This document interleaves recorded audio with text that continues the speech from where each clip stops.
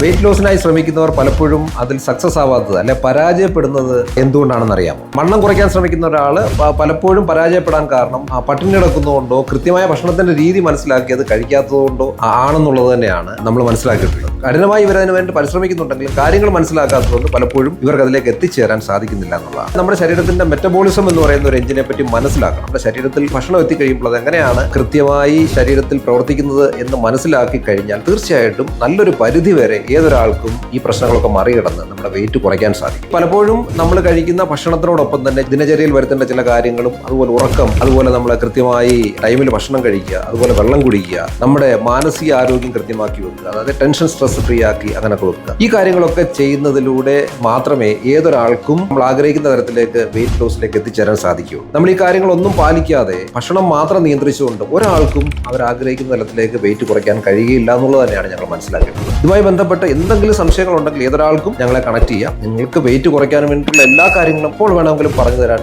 ഞങ്ങൾ പൂർണ്ണമായും തയ്യാറാണ്.